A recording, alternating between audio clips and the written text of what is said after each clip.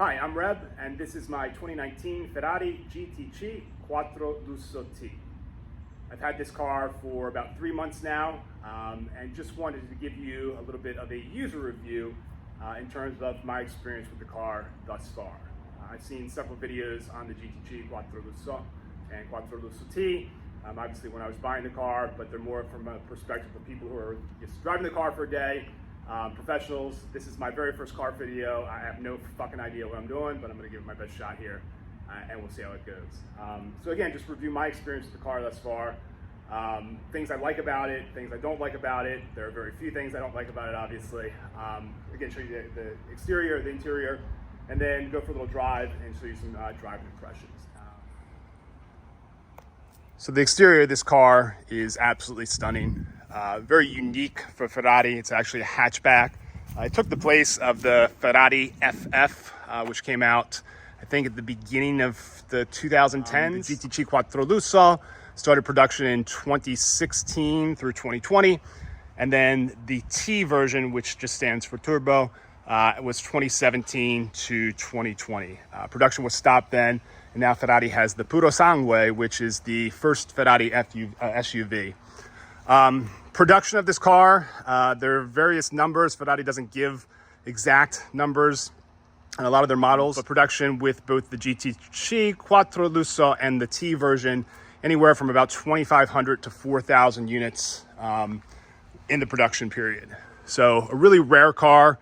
Obviously, you don't see a lot of them on the road. You don't see a lot of Ferraris in general. Not a lot of Ferraris. And it's one of the things that makes it extremely unique is how limited the availability is. Ferrari really restricts their production.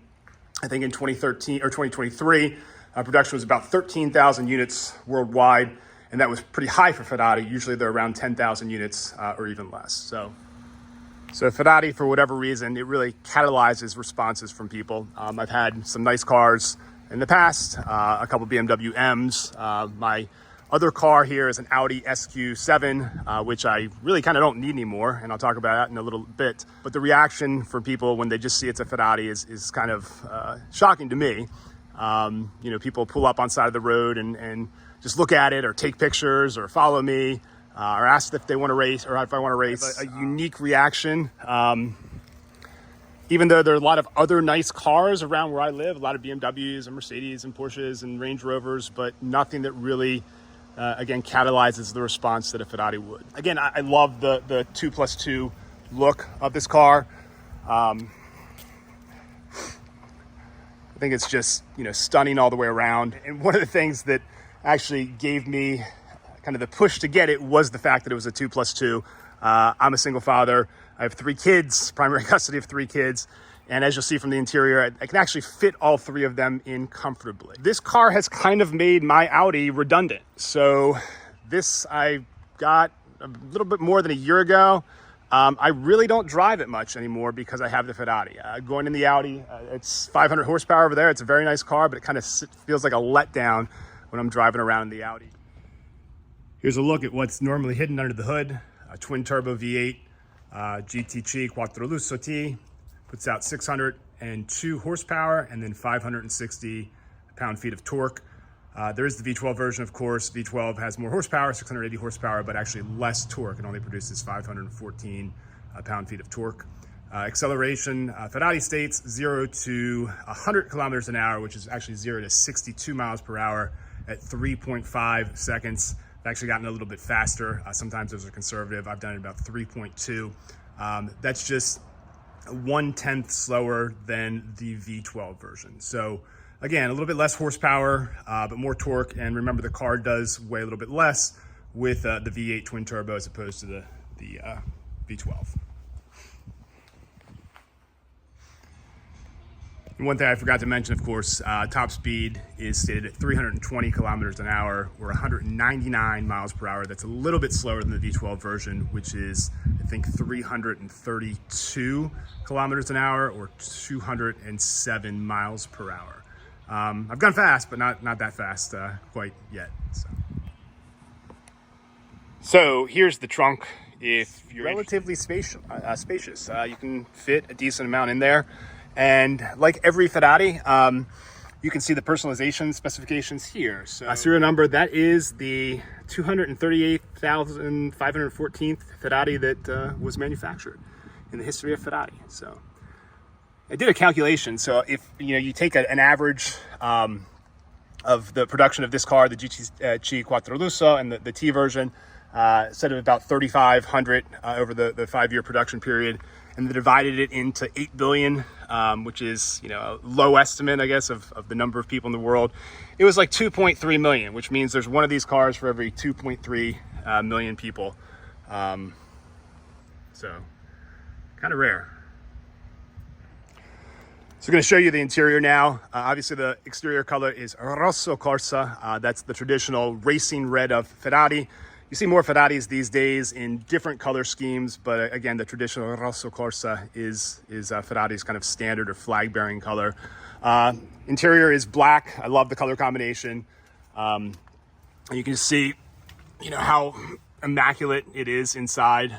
Sitting in here, when I first bought it, I was like, I don't want to touch anything or, at the risk of ruining things. Leather throughout, carbon fiber on the steering wheel, nice info screen. It really kind of looks modern. Ferrari is not necessarily known for their electronics, but it's functional, even though I don't have Apple CarPlay, which is okay. I mean, it was a $4,000 option, and obviously I bought this used, and it came with what it came with, so I'm more than happy with what it did come with. You can see in the back, there's actually plenty of room.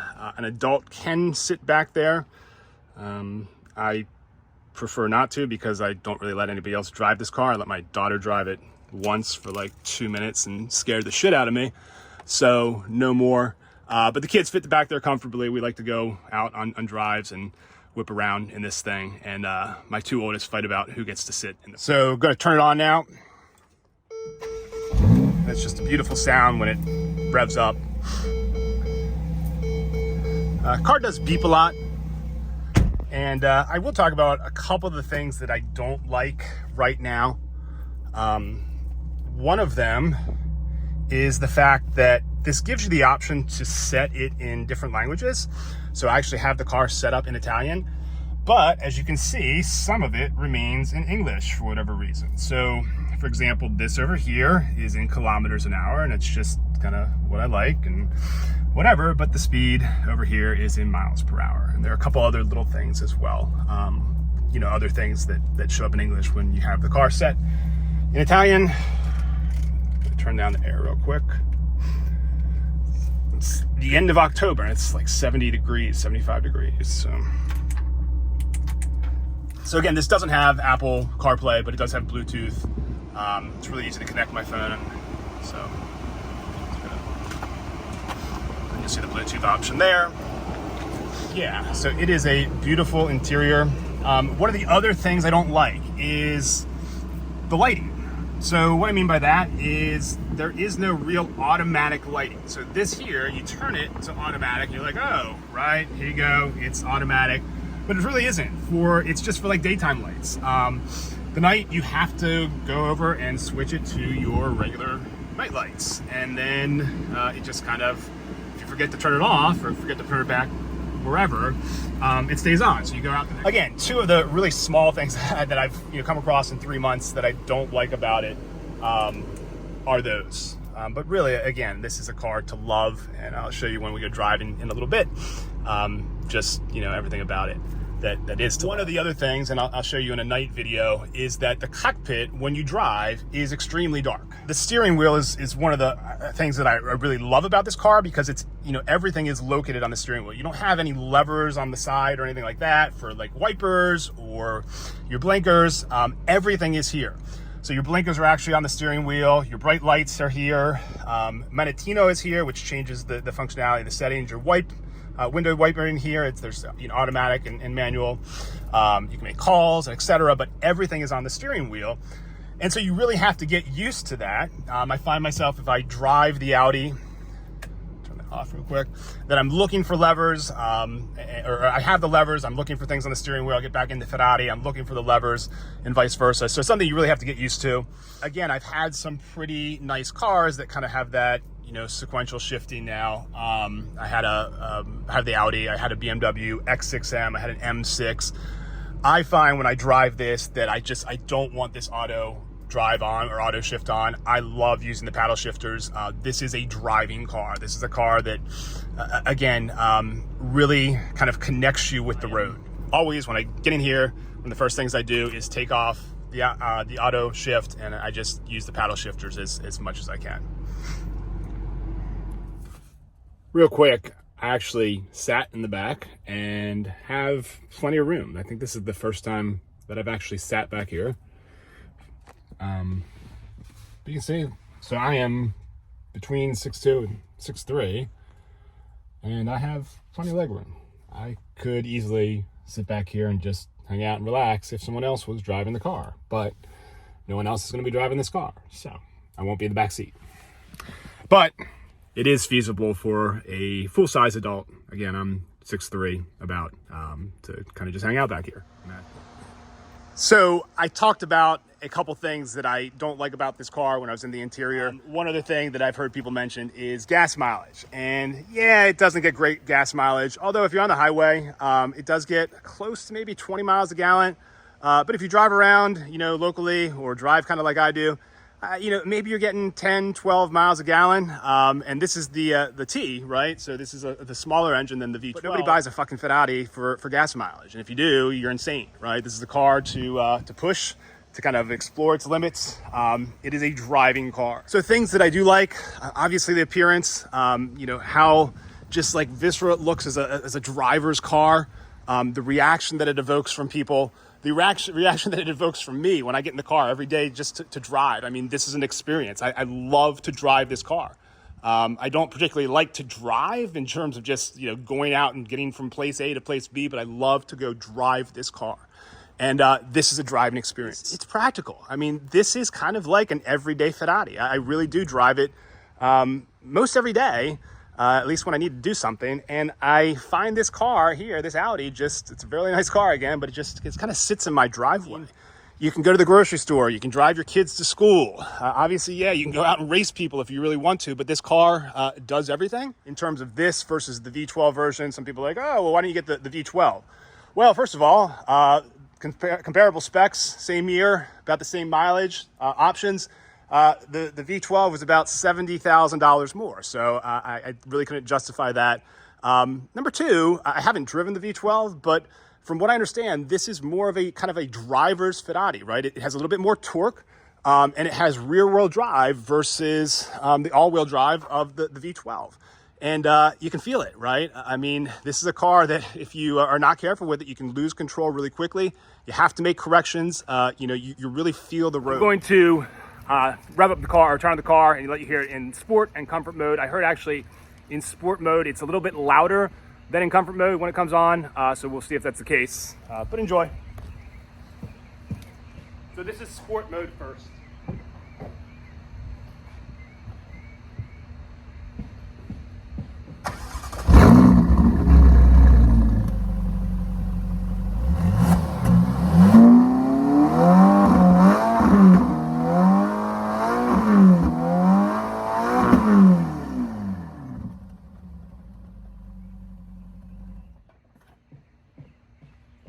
And now we'll try comfort mode.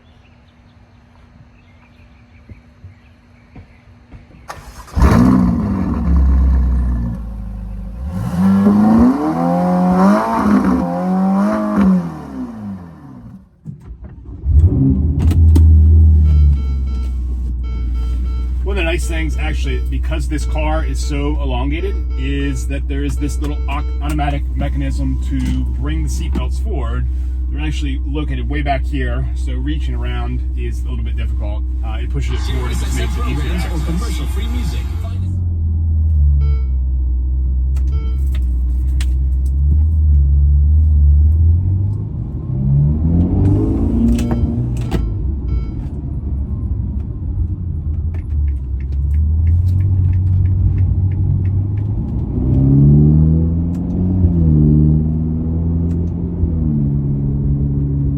So one of my reasons that I'm so into Ferrari is I lived in Italy more when I was in my 20s than I was here in the United States. And so really developed a passion for Ferrari. I used to watch Formula One before it really became big here. What the fuck this guy's doing? And I remember when Schumacher and Barrichello used to drive for Ferrari, and they won 5 consecutive Formula One, Schumacher did, championships from 2000 to 2004. So it's kind of been an objective of mine to have a Ferrari for almost 25 years. And I'm not like overly wealthy or anything like that, and it's a little bit of a financial sacrifice, but why not? If not now, then when? Let's see how the car moves a little bit.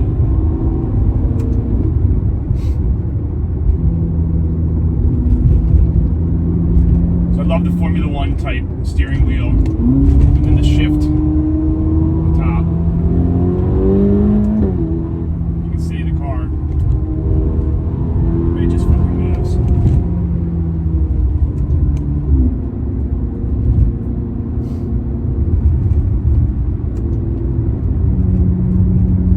Hugs the road. Quick, crisp shifts. And just the sound that it makes.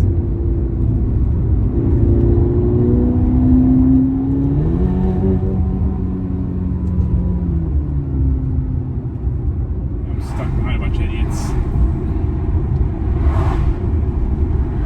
I despise people that go under the speed limit on one-lane roads.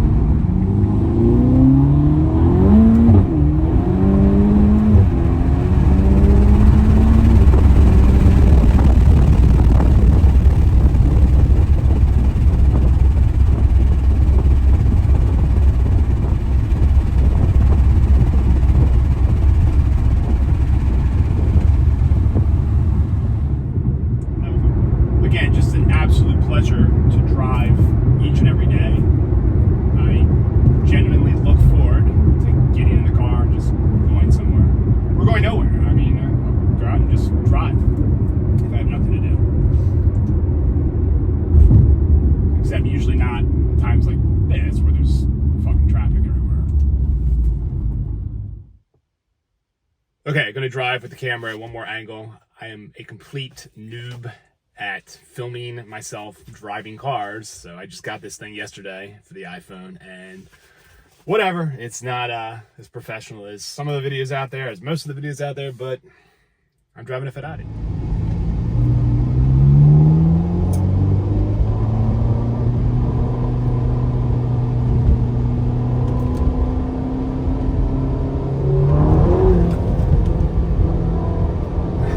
Little correction. And that's what I mean. This car, if you're not on top of things all the time, you can lose it. And I'm sure you've seen, well, maybe I'm not sure, but there's plenty of videos out there of really, really expensive cars getting totaled because people just lose control and don't know how to drive them. And don't know how to correct them either.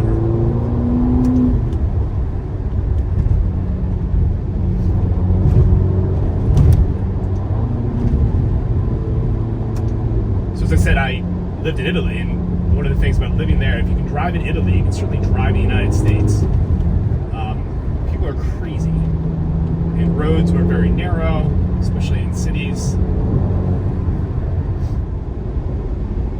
One of the nice functionalities that I just discovered a week or two ago is this car actually has heated seats. There's no standard button where you think they would be, like for every other car. It's actually on the side of the seat, and kind of hard to access actually. You're gonna dig down there, but it works relatively well, and it's nice.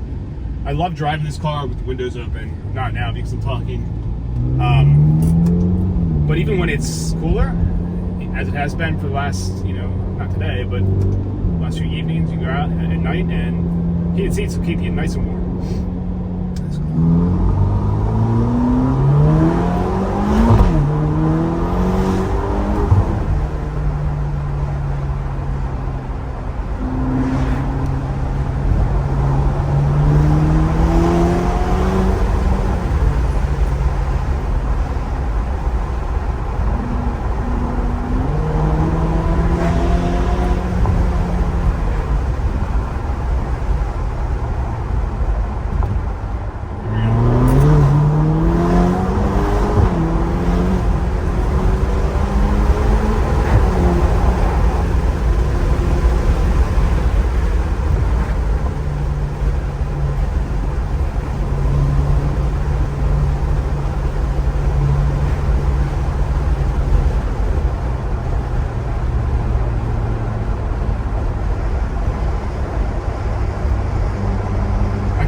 reiterate enough times what a pleasure this is to drive.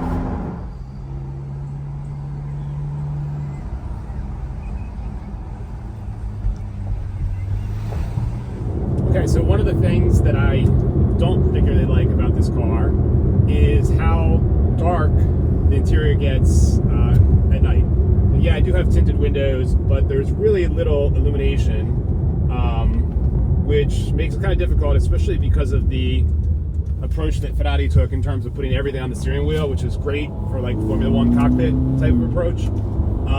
But you really have to know what's on the steering wheel and where controls are to be able to drive effectively at night. Otherwise, you can't really see anything, and that's true for a lot of the functionalities here in terms of like controlling the climate, etc. So it can make it difficult at night if you're not attuned. But I guess, you know, part of driving a Ferrari is that you are a driver and not, you know, a passenger in a controlled car that is like automated, like a Tesla does everything.